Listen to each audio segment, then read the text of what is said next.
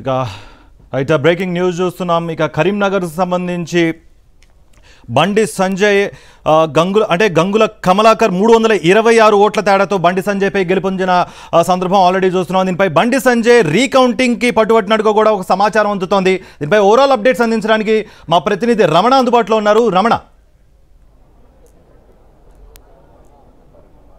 కార్తిక్, అంటే మొత్తంగా కరీంనగర్లో బండి సంజయ్ వర్సెస్ గంగుల అనేది ఒక టఫ్ ఫైట్ కొనసాగింది. చివరి వరకు కూడా ఒక ఉత్కంఠ నెలకొంది.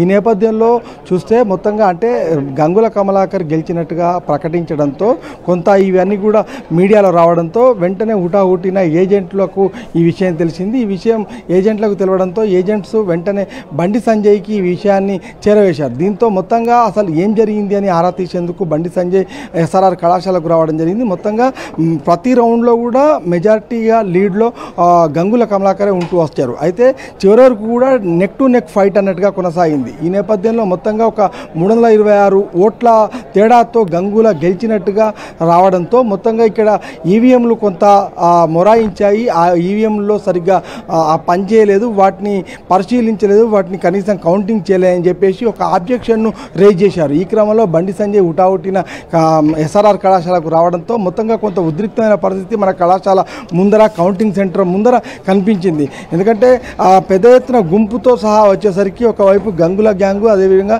మరొక వైపు బండి సంజయ్ గ్యాంగు ఇద్దరు కూడా రావడంతో ఏకంగా పోలీస్ కమిషనర్ అభిషేక్ మహంతే రంగంలోకి దిగారు. కొంత లాఠీలు జుడిపించాల్సిన పరిస్థితి వచ్చింది. అయితే బండి సంజయ్ నేరుగా ఎన్నికల అధికారి జిల్లా కలెక్టర్ పమేలా సత్పత్తిని కలిసి తన అప్పీల్ను చేసుకోగా ఆమె రాష్ట్ర ఎన్నికల అధికారితో మాట్లాడడం జరిగింది. అయితే కొంత సమయం కావాలని చెప్పేసి కోరినట్టుగా తెలిసింది. ఈ నేపథ్యంలో ఏజెంట్లను ఇక్కడే ఉండమని చెప్పేసి బండి సంజయ్ ఇక్కడ మీడియాతో మాట్లాడకుండానే వెళ్ళిపోయిన పరిస్థితి మనకు కనిపిస్తుంది. మొత్తంగా కొంత సేపు అయితే ఒక ఉద్రిక్తమైన వాతావరణం మనకు ఎస్ఆర్ఆర్ కళాశాల కౌంటింగ్ సెంటర్ వద్ద కనిపించింది. కార్తిక్, అంటే రమణ, ఆల్రెడీ 326 ఓట్లు అంటే తక్కువ మార్జినే. దీనికి బండి సంజయ్ రీకౌంటింగ్కి సంబంధించి అధికారులు ఎలాంటి అష్యూరెన్స్ ఇచ్చారు, మరి వాళ్ళు ఏం చెప్తున్నారు, మరి కొద్ది రోజుల్లో కానీ లేకపోతే కొద్దిసేపట్లో వచ్చే అవకాశం ఉంది అన్నట్టు కూడా అధికారులు ఏమన్నా అష్యూరెన్స్ ఇచ్చారా ఏంటి, మరి అప్డేట్ ఏంటి?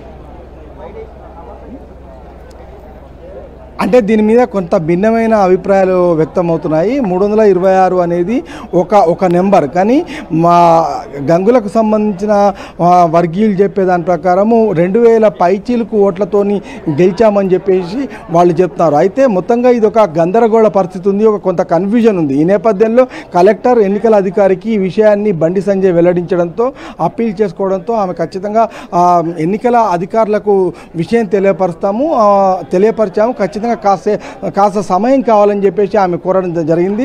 దాంతో ఏజెంట్లను ఇక్కడే ఉంచి బండి సంజయ్ వెళ్ళిపోయిన పరిస్థితి నెలకొంది. మొత్తంగా ఎన్నికల అధికారులు దీనిపైన ఎలాంటి నిర్ణయం తీసుకుంటారనేది మాత్రం ఇప్పుడు ఉత్కంఠగా మారిన పరిస్థితి.